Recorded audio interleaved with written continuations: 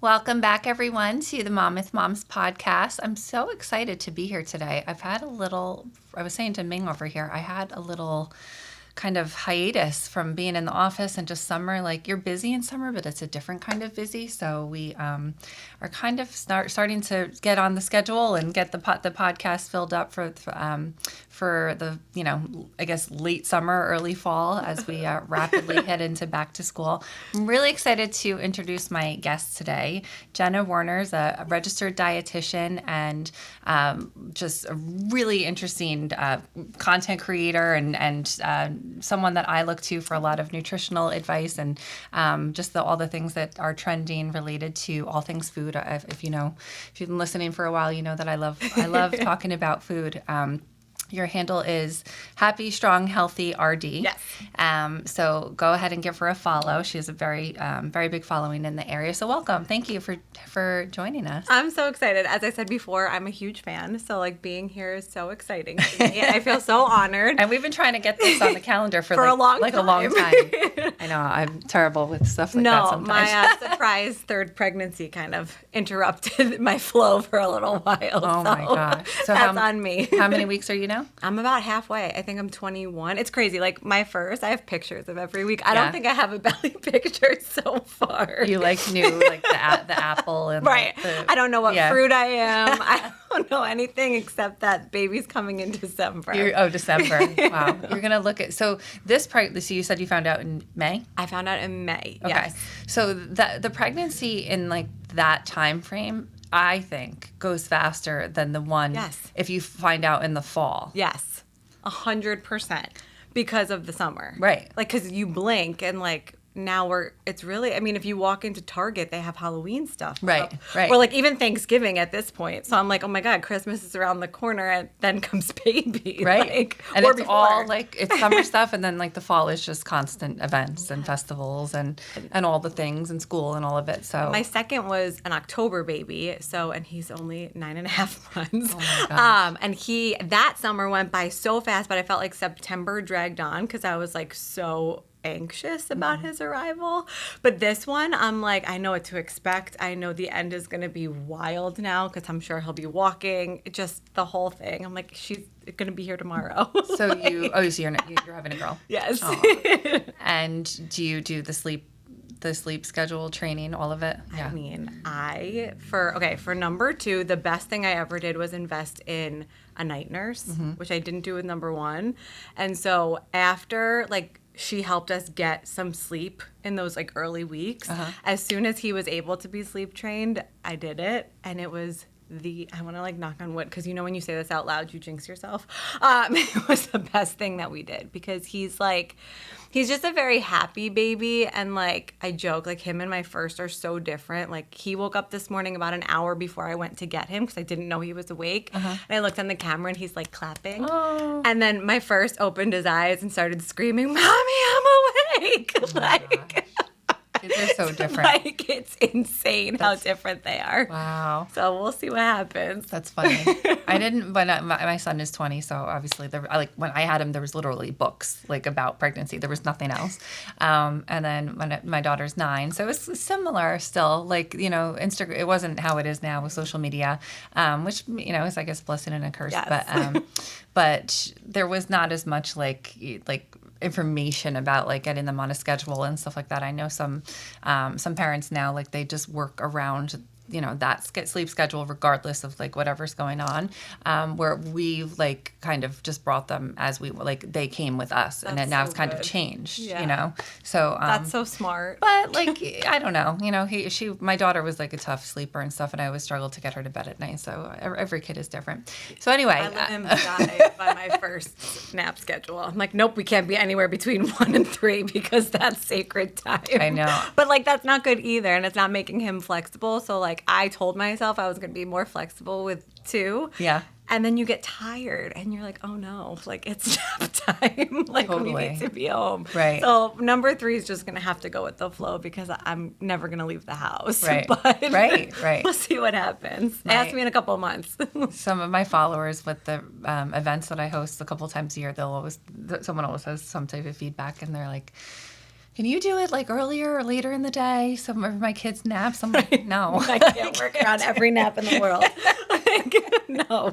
No, sorry, but maybe when they're older. Every hour, somebody is napping. Yeah. Like, what do you want me to have it? Like 7 to 10, like in the morning? My cousins and I joke, like, we'll see each other in 5 years because our kids are all different ages, and like there's not a single window that works for everybody. Oh, yeah. You know, like, Yep. I mean, my baby naps at like 9 a.m. So like, but the toddler needs to be out of the house until like lunchtime. Right, So it's, right. you know. Oh, that's funny. Oh, it's a lot. So you are from what town? So I actually grew up in Middletown. I moved to upstate New York when I was 10. Okay. And I now live about 3 streets over from where I grew up. in Oh, Middletown. that's Yeah. nice. I went to Nut Swamp. Okay. I would have gone to South, and now we live down the street from Nut Swamp. Oh, how funny. Oh, so you didn't go to high school here? No, I went to Ah. upstate New York. My mom went to high school here.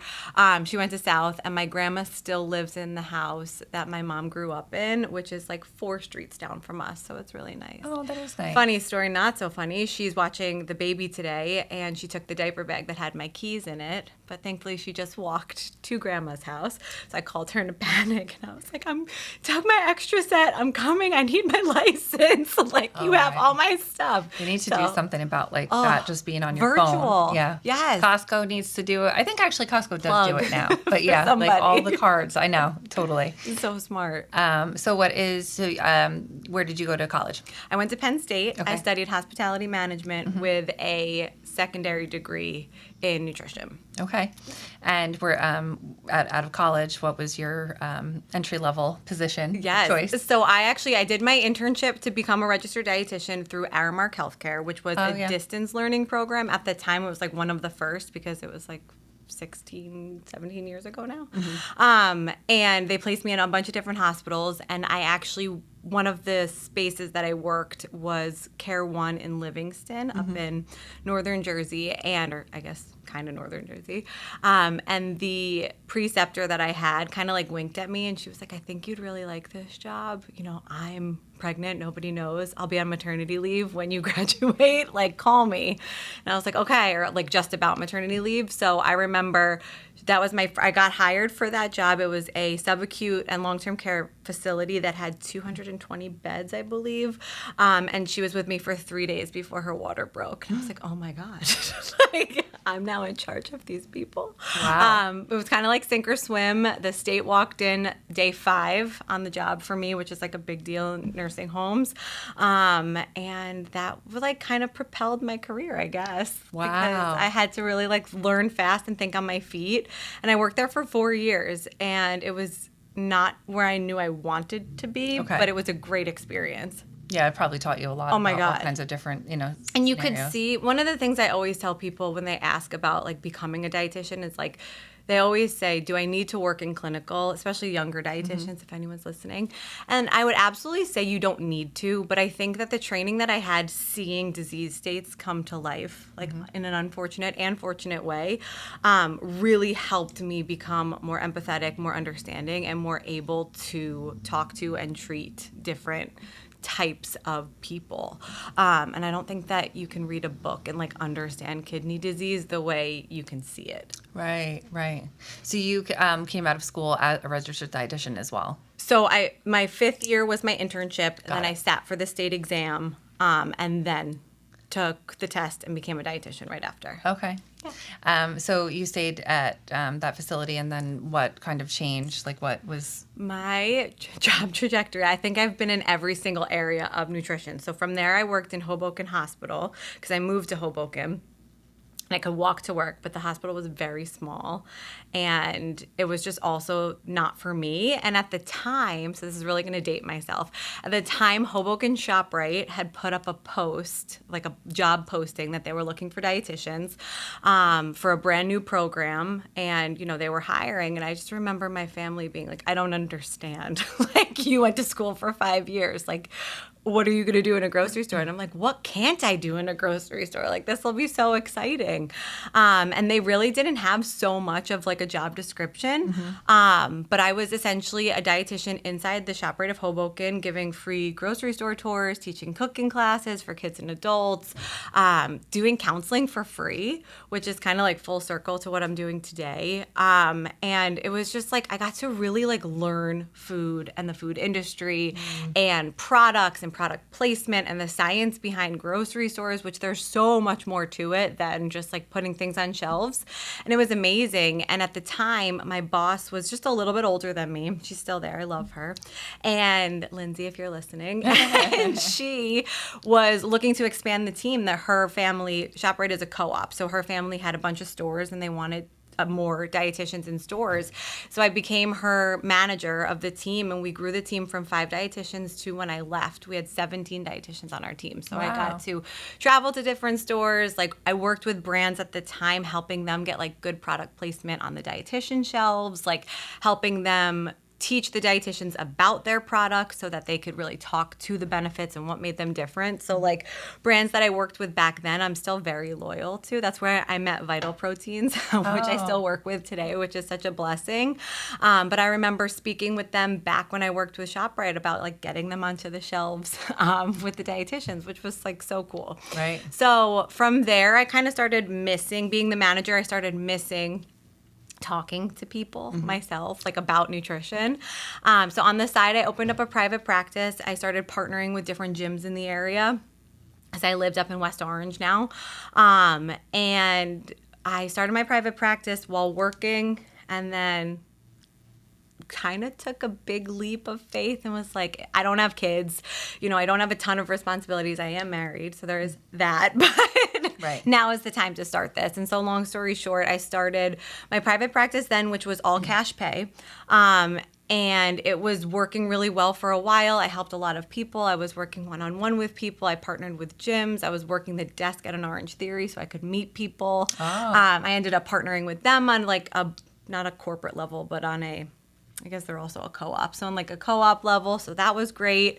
I actually still have clients today that I met from them in 2016. Wow. So a long time ago.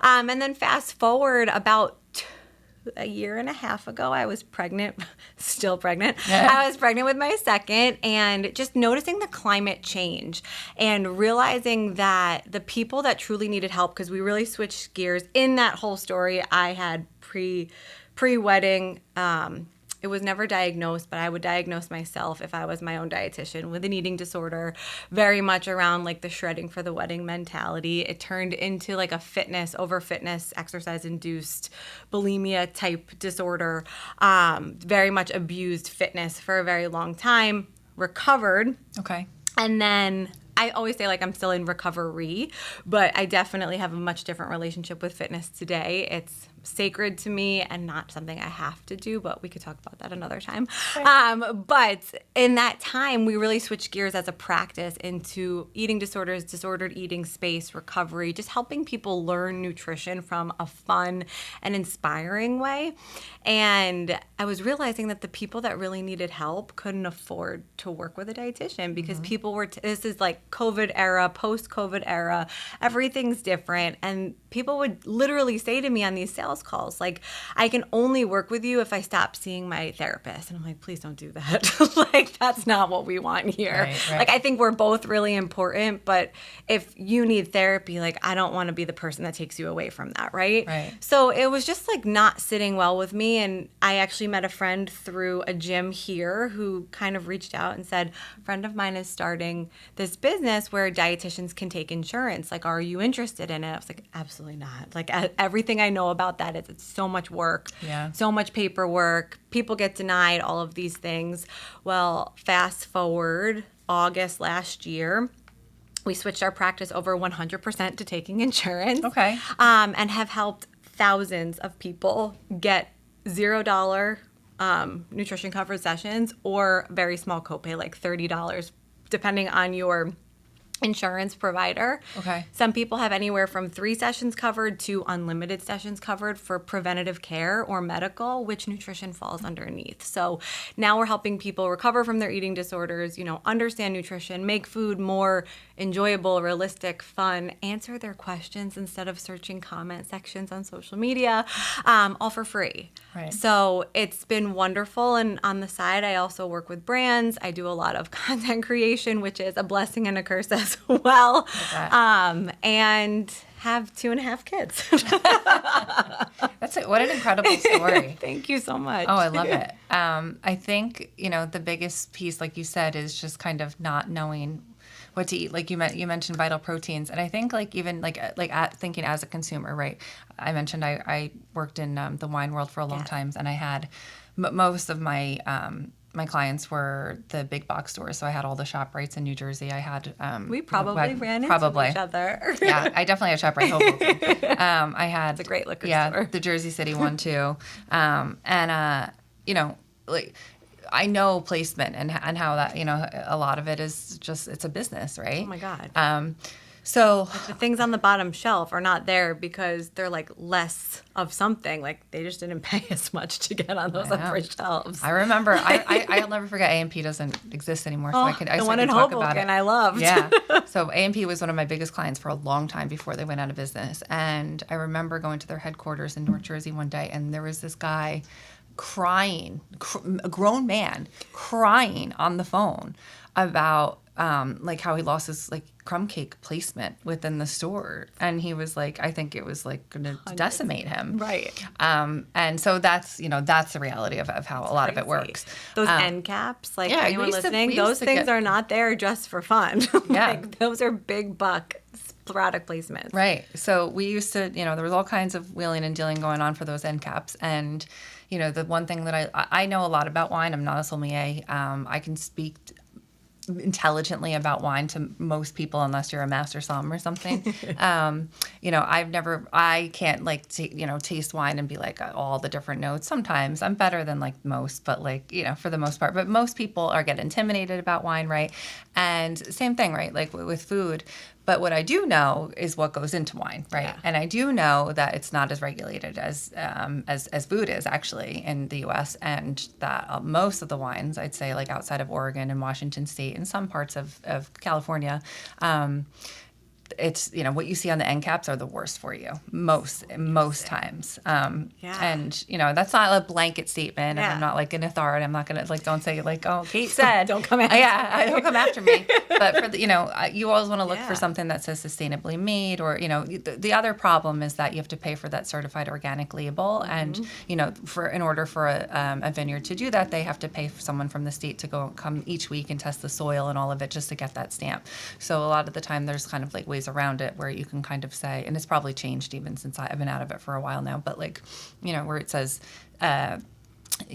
made with organic grapes, or there's ways to kind of market your sustainable efforts. Labeling is so many loopholes. So many. But in Europe, they've been making wine organically, sustainably for centuries. The vines, they don't have the same methods that we do because they're not pumping their wines to make them fruit forward, they say. And those, the big, juicy, plump red wines that people love to drink, they're sweet. They're sweet for a reason, right? It's mega purple and all that crap that goes into it. So, knowing that, I'm probably the biggest skeptic out there about anything, right? So for something like Vital Proteins, I was always okay, well, it's in Costco now, and I know that it has celebrity representation.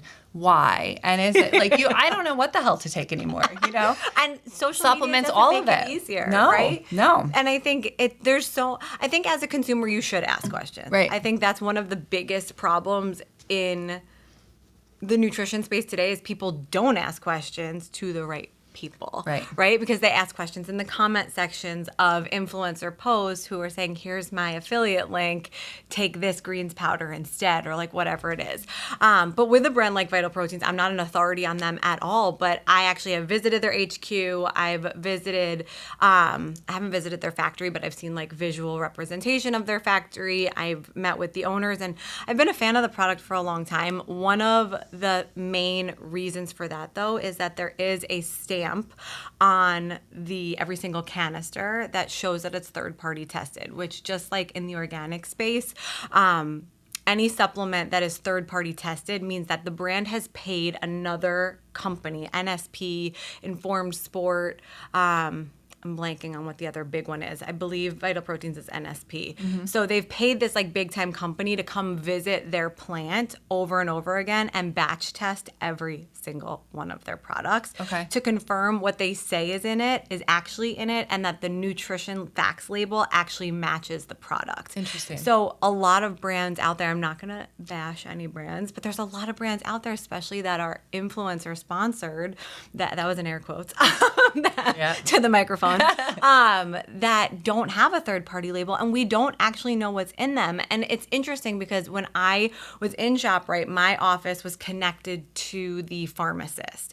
And I'll never forget her telling me a story about how, because supplements like multivitamins are the same way. They have a USP label if they're third-party tested. Mm-hmm. And she was telling me once about how the supplement brand they actually tested, because it wasn't third-party tested, and they found that there was like rat urine in it. God. Because nobody knows, and no one's regulating what's actually going in it. The supplement industry is completely unregulated. So like food is one level, but supplements, like there's no regulatory body saying like yes or no. And to that point, when I was in 2017, so I was much younger, I was like hot in my private practice, had this following, whatever. I'm like, I'm going to make a protein powder. I emailed a freaking plant overseas somewhere and was like, this is what I want in it. Can we make it and put my label on it? And they're like, absolutely. I wasn't going there to look at it. It wouldn't have cost me much at all. I just had to sell it. Anybody can make a supplement. Right. So, and I never made it, by the way. But I thought about it. Right. And it was very easy. And they're like, well, what do you want in it? And I just like named a bunch of things that were like trendy. I'm like, put fiber in it. Like, why not? Like, absolutely not. Like, why would I do that? Right. But that industry is so unregulated. So my hot tip for that is to look for that third-party testing. Vital Proteins does have it, and it does assure you that the ingredient list is accurate. Okay. And honest, I guess. Yeah. We could probably talk for hours about the supplements. I'd love to focus on what is going to, if you're a mom, right, and not only feeding your kids, right, I have picky eaters. I've kind of like always took the stance of like just shopping the perimeter, like doing my best, like in terms of, a protein, a starch, and a vegetable, if like I accomplish that, for everyone. Even my husband is picky related to that. So, like we're all doing our best. It's tough out there. They make probiotics for kids now, and like, I forget who actually, something I saw on Instagram recently, and it was, a lot of things that were attributed to like, the decline in children's health, and it's so much of it we know is nutrition related. But what are some things that are like real red flags, like that kids really shouldn't be eating? So it's so funny you say this, because I had a conversation with one of your friends, actually, who's a mutual friend of ours, Meg. Yesterday, we were at the pool, and she was telling me how she gets these targeted ads. Like, is your kid having tantrums? Like, you need this multivitamin. I'm like, even as a registered dietitian and a mom and somebody who knows better, like those ads get me too. I'm like, maybe he doesn't have enough magnesium. Like, I don't know. Maybe his diet is catching up to him, and after all these attempts and whatever else. And I think it's really hard. I think the space that I work in, seeing the impact of how we do talk about food and future potential eating disorders, it doesn't impact everybody. Mm-hmm. I grew up in a very safe food household, and I developed one. So I don't think there's anything that we can do as parents to prevent it. Mm-hmm. And at the same time, in the same breath, we all want what's best for our kids. And their nutrition is really important. So when it comes to red flags of what they shouldn't eat, like it's the obvious what they're allergic to. Expired foods, like those are the answers that I know everybody, it's like, oh, that's what she's gonna say. And the reality is like, I watched, and this is like a very vulnerable, honest share, like I watched my son, who's 3.5, have like a week full of massive meltdowns. Mm-hmm. I'm talking like category 5 where I'm like, I don't even know what to do. And I'm sitting here like, okay, the crunchy moms of Instagram say this is because I feed him things like goldfish, or like we were talking about off air, or, you know, he doesn't have a balanced diet. He's not eating enough vegetables despite the tries and whatever else. And so like for 3 days, I cut out anything that had, and we don't really buy anything that has dyes in it, but you know, it sneaks into places. Right. I checked every label. I cut it all out. He had the most nutrient dense 3 days he's ever had. And he was eating the foods. I was like, this is amazing. He still had the same tantrums. Like, it didn't change anything. And some people will probably come back and say, like, what if you did it longer? Okay. Perhaps. But I think every single kid is different. And I think the approach that I'm personally taking with my own children, I mean, the 10-month-old, he'll eat anything. If he doesn't want, he throws it on the floor. But my son was like that, too, when he was younger. And today, I find, especially with, like, a strong-willed boy, he wants control. Mm-hmm. I control everything else about his life. If I can give him some choices about food within limits, that's the approach that I'm taking. And I use like his milk with a multivitamin in it as my like Band-Aid at the moment until it gets to be, you know, that's non-existent anymore. So when you say red flags, I think if you notice that your child is not eating anything but goldfish, like that would be a red flag, right? If they're really, really, really apprehensive about trying anything new and like they're fighting you on it and they're like visibly upset or uncomfortable and overwhelmed, that would be a red flag that maybe it's not just the food or control, that it's more sensory or that it's more of like a fear, anxiety around food. If you're noticing that they're developing any types of rashes or anything, you know, that's new, any new behavior issues too related to food or lack of food, that would be a red flag also. And I think at the end of the day, they do say it takes, I think it's 21 tries on average to introduce a food to a kid. Oh my God. Right? So like, and some kids are not average. Some it would be less. Mine is definitely more. Like he used to eat cucumbers all the time. I've now cut them in every GD shape possible, and like to give him to eat a cucumber, and it always ends up on the side of his plate. Maybe it's going to take 50 times. I don't know. But one day I'm confident he's going to eat a cucumber and be like, this is really good. Oh my God. Like, of all things, right? It will there is a light at the end of the tunnel because my son is 20 and like now all of a sudden, I mean, this is like decades of like reading books and like everything I could think of, and he was just such a freaking picky eater. But now he tries things like a lot, and it's super infuriating. But whatever. Right. You're like, this was my foundation that I laid for you. Yeah. That's finally paying off. And I think too, something we also have to remember is like I said to my husband like 3 nights ago, like I think Noah needs more greens in his diet, and he's like, I think so too. And then you start like reading about like the nutrients in spinach, for example. He's getting those nutrients from strawberries and bananas and whatever else. Like, it's not that he's missing them. And yes, there's different quantities of them, and there are some that are missing. But like at the end of the day, especially when they're younger, like I find the less pressure approach is, it's just better for my sanity. And he'll ask me questions. Like last night I made dinner for myself and my husband, a separate one for him. And he'll look at me and be like, well, what is that? And I'm like, do you want it? No. I'm like, okay, well, if you're going to ask about it, would you like me to explain what it is? And he'll listen. Right. And he'll start to like repeat things, like he'll ask me questions. I was actually working with a milk company recently, and it was like the perfect timing where he said to me that day that I was filming with them, like, does milk have protein? And I'm like, it does have protein. He was like, that's great because I need protein. I'm like, so you do listen to me. Like, can you eat something else that has protein though, please, for the love of God? Gosh. I think they do also want to please you too, right? They're like, you know, they'll ask those questions just like. They throw it in there like every once in a while to let you know that they love you. Yeah. Oh my gosh. Thank you. I read a book a long time ago called French Kids Eat Everything. Are you familiar with it? Wait, I've heard of that book. Yeah, it's good. Okay, I might need to read it. It's really just their culture is so different, and how they eat and how they shop. They go to the market each day. It's just a different. No. But it's not. So the one thing the takeaway was that yes, mostly they eat meals. They're not big snackers. Right. They eat mostly whole foods. A lot of it, just their regulations are different, right? So it's different there.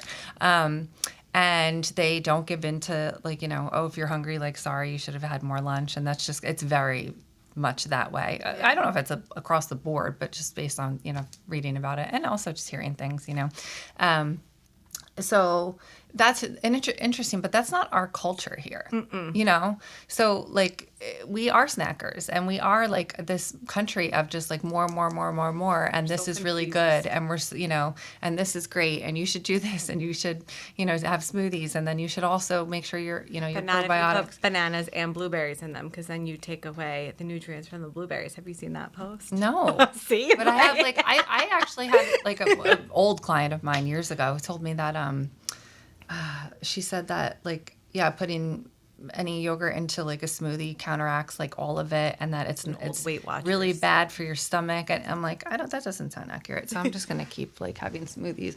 I don't know, but I don't have a smoothie every day. It's so confusing. But I think knowing that is just kind of it can make you crazy. Yeah. What we find is that people take.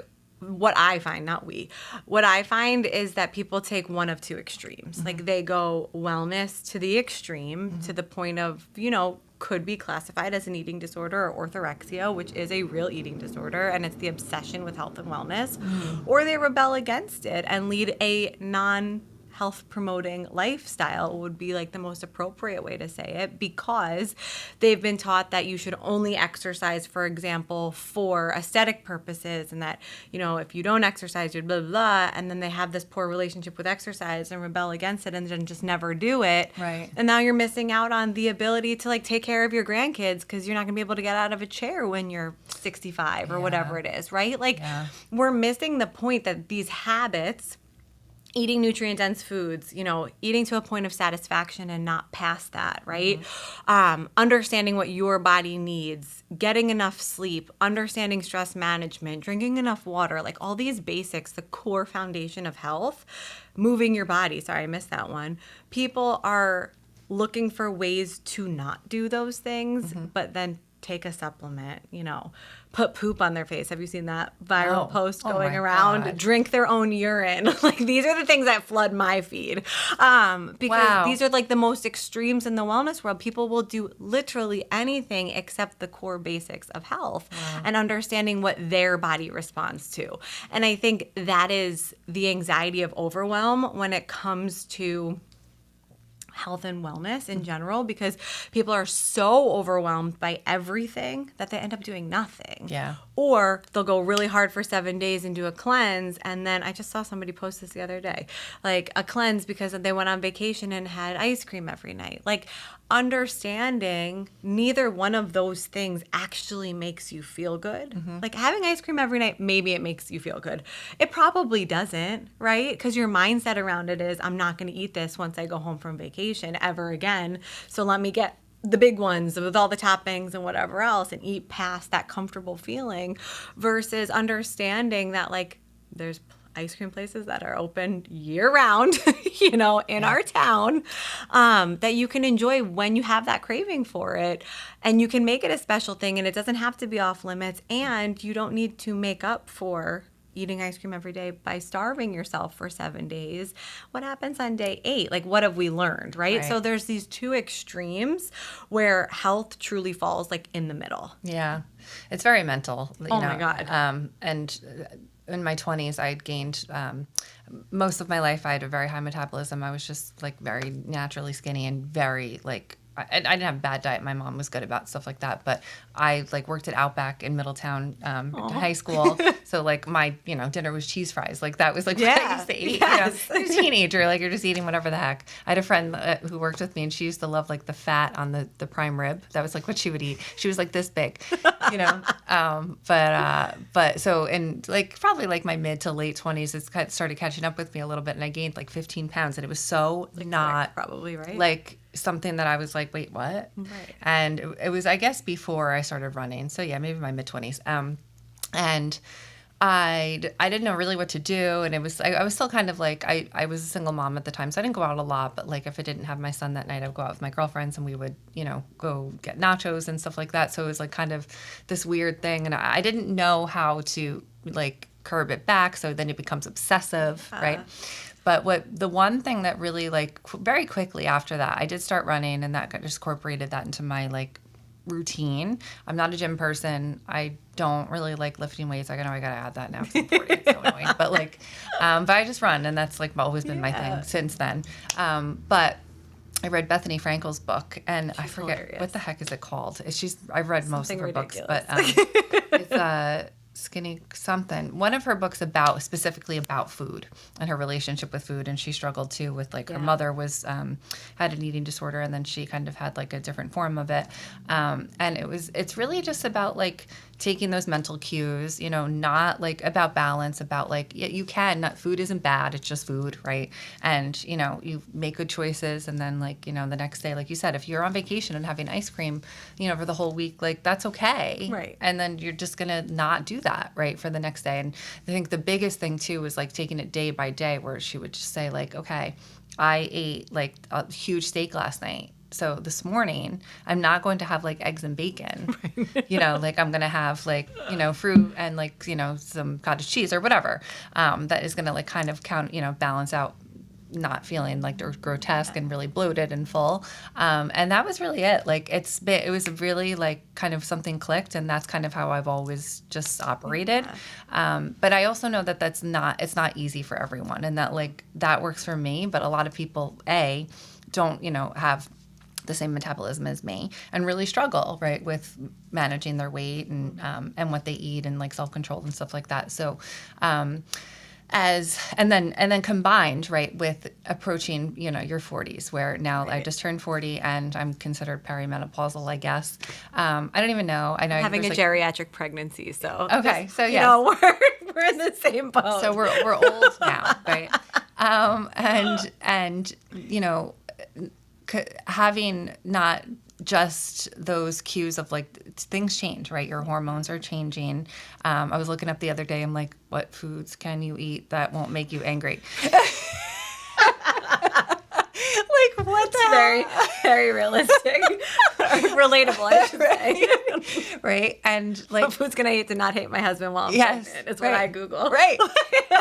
I'm like, okay, what am I gonna switch it up here? Because it's not just about about what I've been doing the last 15 years. It's about like, what can I incorporate into my diet that's going to make, these, as I get into my 40s and 50s, like not as, those hormones is insane. And maybe, is that a thing? Is it not a thing? No, it is. And I think I actually recently, so I co-host a podcast called What the Actual Fork Podcast. And we recently interviewed a dietitian who specializes in menopause. And she blew my mind, first of all, by telling me I'd probably enter menopause as soon as I'm done having kids. Oh my God. I was like, great. But she blew my mind with a couple of things. And one of the things that she said that was so powerful to me is it's really hard, and I'm not 100% there yet. So from a personal perspective, I can't, because I'm pregnant, I can't relate to that yet. And I know, even knowing what I know, even having had an eating disorder in the past, watching your body change, because in pregnancy it's impossible. Like it's a mental struggle. Again, eating disorder informed registered dietitian, it's hard to watch your body change. It's hard to do the things that you always do and watch your body change when you're not doing anything to make it change, right? So I think just normalizing that statement, I think, is really important. And at the same time, what she said is she was like, first you need to understand that the things that happen during menopause, like holding on to more fat, what was the other one? There was one other one that she had mentioned. Specifically, she's like, these are things that your body is doing to protect you and to save you because your bone density is going down and your lean body mass is going down and you're not, you're working against all sorts of things. Your body is creating these changes like increasing your estrogen or decreasing your estrogen. Now I'm having pregnancy brain. Decreasing your estrogen. All of these things are to your body's, basically she said, your body is on your team. And like when we can start working with our bodies instead of against them, that's when synergistically and we reach that homeostasis and can support your body through menopause. So what she said is the research is so strong right now that increasing your fiber intake and increasing your protein intake when you're perimenopausal is what you should do. And that doesn't mean not having carbs and not having fat, but it means like making sure that your diet is fiber rich, like beyond that recommended 25 grams of fiber per day. Not going crazy because then you'll constipate yourself, but making sure you're drinking enough water and eating, more fiber than that is supportive of helping your body either stay the same or, go through less intense changes during menopause. Hitting your protein goals. Like people don't really know what their protein goals are because they see social media people being like, and this is my 85 gram of protein breakfast. You don't need that. Right. Like you don't. I remember doing that in my 20s and I was just like, bulking myself up essentially. You're so full. You constipate yourself because too much protein is like whatever, offsetting other macronutrients. And at the end of the day, weight gain happens from an excess of calories. Protein still has calories. So if you're eating 85 grams of protein at breakfast, it's not calorie free, right? So making sure you're eating enough protein for you spread out throughout the day. And with that, having enough fiber, drinking enough water, perfect timing, and sleeping. I'm obsessed with this. Right. Is that the aura ring? Yeah. I want that. Yeah. It's like I don't know. I might have, what was it? The obsession. Orthorexia. I might have that. But with sleep, it's just interesting. My husband wears a Whoop. I've heard that's to that great too. extreme as well. It's just interesting, but it's also a little alarming. Yes. Because you're like always like checking. So he stopped drinking, and not because I'm pregnant. Everyone's like, "Oh, that's so sweet. He's not drinking while you're pregnant." I'm like, "No, he's not drinking because he watched his Whoop scores tell him that even after one beer, your heart rate your resting heart rate takes a lot longer to recover when you're sleeping, and it affects like your readiness score and all of these different things. So that was actually my next question about wine and this culture of and I'm very like I love all the wine. I miss it. Yeah, and I love all the. I've never been a big spirits drinker, and I'll have a beer here and there, but I do love a glass of wine. I love a glass of wine when I'm cooking at night. It's like my downtime when I'm not working and not running around and doing all the things. I love to like get in the kitchen and cook and have a glass of wine. But you can't do that every day, unfortunately.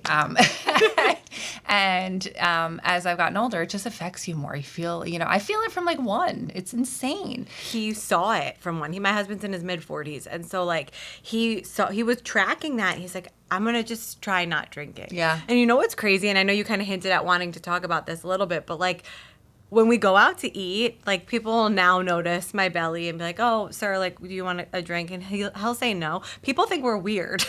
But no, like there's now a new culture of sober curious. Yes, 100%. Athletic brewing and all of this stuff. But the way that they push like drinks at restaurants and like the disappointment that we've noticed from the wait staff, because I get it, they're more expensive. It's a higher bill, right? Yeah. It's so interesting being on that side. Like when we were on vacation, people were like, why? And it's a very interesting piece of our culture that it's evolving pretty rapidly, I'd say. And Gen Z is not drinking as much. It's crazy.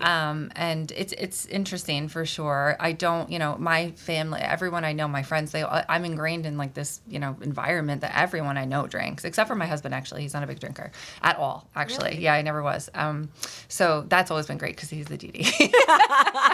But I am so curious about this whole new wave on Instagram that alcohol is poison. So can you speak to that? So, and I think I use that statement to counteract when people say food is poison, right? Because at the end of the day, like we talked about before, the food is highly regulated, like highly regulated. Yes, there are things that are in foods that when eaten at higher doses are not good for you. Like, let's just say that. I'm not also like a pro food, big food, whatever person. I'm very much like a person that believes everybody has the right to decide what's best for their own bodies. But the reality is that, again, unless your diet is only red dye number 40, like, that is not classified as poison, whereas alcohol is a toxin. Okay. That is classified on the carcinogen list as a class 1A, meaning like the highest level of cancer connected Yeah. toxin. Right. Because alcohol itself is actually toxic. Like your body, so alcohol has 7 calories per gram and offers no nutritional benefit. Right. For comparison, protein and carbs have 4, fat has 9. So alcohol is right in the middle as like the fourth macro that offers no nutritional benefit but takes up space. And it takes body, meaning also that it takes your body's energy and capacity to digest it and break it down. And when alcohol enters your body and enters your bloodstream, it technically like pauses all other processes from working, like digestion and blood sugar control and like the ability to make conscious decisions because your body's like, Mayday, Mayday, we got to get this out of here, right? Like, this is not good for us. This is a toxin entering our bloodstream. Whereas if you ate a portion of goldfish or whatever, because goldfish are like public enemy number 1 on social media, so it's always top of mind for me. But like, if you're eating, you know, a snack bag size of that, your body's like, okay, this is energy. We're going to process it out it doesn't set off those same alarms that alcohol does. Okay. So when I see, there's like one guy that comes to mind for me. I won't say his name just in case anybody is a fan. Oh, no, I might know who you're talking about. Right? Like the supermarket guy who goes in the supermarket. Yeah, right. So he is consistently tearing down every single food out there. Yeah. And then there's hundreds of videos of him promoting quote unquote clean wine, clean beer, gluten-free beer that he claims is better for you, and clean quote unquote cocktails for health. Right. And connecting it to health. Yeah. So I am not anti-alcohol. And I want to make that very clear. If it's safe for you and there's no like history of abuse, anything else, Right. that is, you enjoy your wine. I miss wine. But at the same breath, you cannot start spewing information that I think his most recent post was about how LaCroix sparkling water is toxic, but three videos down, he's like, and this wine is good for you. Like, you can't do that. You're confusing people, and that's not fair. Agreed. Yeah. Like, I have thought though about like all the seltzers and stuff and all the stuff that they put in it, and half the time it has like that aspartame taste. So I've always kind of just gone with my gut in terms of like what, you know, when you eat fruit, right, and you have candy, fruit has a cleaner, much, you know, it's sweet, but it's a much different you know, level aftertaste, right? And so like, you know, use your brain like a little bit in terms of like what totally we're putting in your body. In the same breath, there's older, you know, there's people that have lived to 100. They said, you know, they just scotch every day. Good for them. Yeah, exactly. Right, exactly. So we've been doing this for, you know, centuries. Yes. And I think it's okay. But like you said, like, you know, everything within, you know, there's a balance to everything. But there's something that we haven't talked about yet that is the main differentiator. And it's like my grandma is a perfect example. She's had like Entenmann's cake every day for breakfast, like her whole life, or like bacon. And she's 93. And she used to walk a golf course every day, but never classically exercised. She used to walk Bam Hollow, which is now houses. It's hilly, right? Yeah, hilly, beautiful, big golf course. And she drinks, still to this day, drinks wine or vodka almost every single day.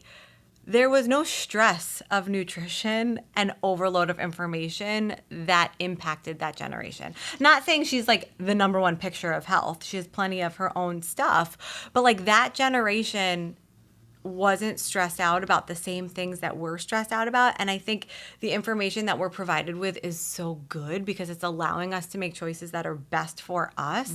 But there is that overwhelmingness of, am I doing this right? Should I eat that? Should I not eat that? Should my kids eat that? You know, are they eating too much of this? Are they not eating enough of that? Like, what about this from social media? How about that? Like, should I exercise? Should I not? All of these things. And this pressure to maintain these like goalposts of like the mecca of health that keep being pushed back, right? Like once you get to one level of what people believe to be quote unquote perfect, like use the Kardashians, for example. They've been beautiful, you know, forever, but they continue to change their bodies and get smaller and smaller and smaller and smaller and bigger in other areas. And like they're constantly... I feel like in my era, they were like the picture of health, right? And the picture of beauty and the picture of what everybody wanted to be. And those goalposts are constantly being pushed back so that they're not achievable for anybody. Right? Yes. So it's like there's that whole level of this unachievable beauty and thinness and health that doesn't really exist. And it's interesting that you mentioned the stress and coming back to the Oura Ring like that also. And Yes. Whoop does that too, where it's, you know, constantly like, I'm always reading these reports every day, like about like, you know, my different stress levels and stuff. And, you know, sometimes you think that the stress levels will be higher than they are. You know, you look back at that point, that time of the day. And this past like week I was away. We went away for a night. It hasn't really been too stressful, like related to work or anything, but all of a sudden, like my stress levels, like spiked. Yeah. And like I'm now on like a lower level of like resilience or whatever, which I was like, what the hell? Right. Right. Like what is subconsciously, what am I thinking about? Yeah. Right? But it is, you know, so you're kind of, like just trying to analyze all of it or whatever, which is now probably creating more stress. So we're all like screwed. But it is interesting because like you said, like you are, you know, you really have to like kind of look into, you know, it's the whole picture. It's not, you know, doing your best and like all the, I was reading something this morning about pollutants. I don't even remember what the heck it was. Right. And I was like, oh my God. You can get bogged down in everything. Everything. From like, I read something a couple days ago about how Bath and Body Works scented candles like killed somebody. I heard that it's not good for you. I haven't been in there in a very long time, but there is still one right in Monmouth County. So like, they're still in business. Yeah. It's really hard to keep up. And so something I always like to ground myself and come back to is like what I call the 5 pillars of wellness. And I believe that a healthy foundation, if you have 5 pillars, you need to be working hard at 3 out of 5 every single day. And so I categorize that into nutrition, sleep, stress management, hydration, and movement. Okay. And when people get super overwhelmed when it comes to health, I'm like, what is one of those 5 that you kick ass at every single day? For most people, a lot of people that I do speak with, they're like, I'm really good at movement. Like, I love to walk. I love to run. I love to go to classes. Great. You know, keep your schedule with that. What is one that you're really, really bad at? Typically, people will say hydration. Like, they just don't hydrate themselves. How much water do I need? What can I put in it? All of these things. I'm like, so that's our anchor. Like, that'll be the one that we really work hard on. And what are 2 that, like, you do every single day, like without thinking? And so maybe some people are good sleepers. Maybe some people really understand their stress management.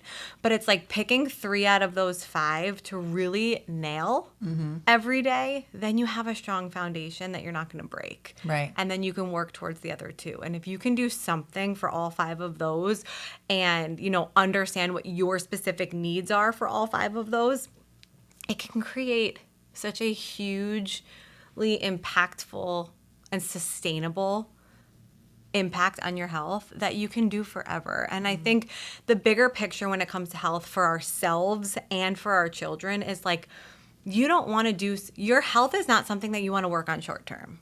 So you shouldn't be doing things that you can only do short term because then you'll only get short term benefits from it. So like, I think back to, there was a diet that I did to an extreme when I was very much in my disordered days. And I think back and I'm like, could I be continuing to have done that diet today? The reality is no, because it prevented me from going out to eat. It prevented me from going anywhere where I didn't cook the food. It prevented me from doing anything outside of my routine, Was the food like healthy and nutrient dense and clean and all of these things? Absolutely. Could I use pieces of that diet in a diet today that's sustainable for me? I do. Right? So I use principles of that to make myself feel good because there were pieces of that part of my life that weren't disordered that felt good, right? So I could carry that with me and understand what I need today to, have a healthy pregnancy, I guess would be my priority right now. But then carry that through postpartum as well, and beyond. So things that you can do for the rest of your life. Because truthfully, yes, your diet should change with your seasons. Like in menopause and perimenopause, we really do want to be focusing on fiber and protein and water and all of weight training. All of those things. Even 3-pound weights make a big difference. I was going up the hill at Camelback Mountain this past weekend, and I was like, damn it, I really do need to freaking start weight training. Put those bala bands on your wrist and just like move. That can count. I'll do it. But it's what can you see yourself doing for life? Because the results that you get from any diet that you do will only last as long as you continue to do that diet, right? So that's something that I always like to bring people back to. You want to be a carnivore, do it. Whatever results you get from being a carnivore, they will only last as long as you continuously eat that way. Okay. So if you never want to eat carbs again, try it.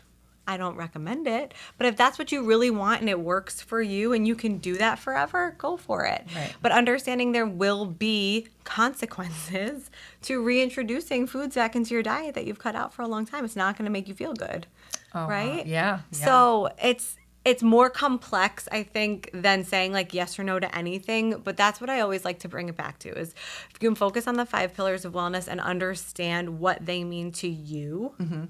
It doesn't have to be so hard. No, it doesn't. You'll have to come back. I'm so eager to ask you what your thoughts on meat, right? Yeah. And your, I guess, vegan and all that whole world, which is just foreign to me because I could never do it. And also the semaglutides of what's happening now. So a place very local to where we are that has a sign out front that every day I walk past or when I walk past it, I'm like, should I go in and say something? Should I? And I am not anti-medication at all. And again, like I said, I am pro doing what's best for you. But like, there's certain places that just shouldn't be marketing it. It's very true. I just had this conversation the other day because we've had providers come on. We had a bariatric surgeon that came on the podcast and talked about, it being safe, and they're also prescribing it to teens now, right? Children, and when it's necessary, right? But they're doing the blood work and they're being. They're under the care of a provider who is well versed in this field. And then there are also places that are, not even doing the blood work and get, and it's like, I saw someone, I don't know if you follow the Entitled Housewife. No. Oh my gosh, she's so funny. She pretends to be this entitled. She's not even like a housewife. Yeah. But she like tours all over the country doing these like stand-ups, and she pretends to be this entitled housewife for like a country club, and she's just obnoxious, and she goes into like restaurants and like orders like these like just like ostentatious orders and for talking to her kid. It's so funny. But she was in her car and she was like calling one after the other trying to get the Ozempic prescription. It was hysterical.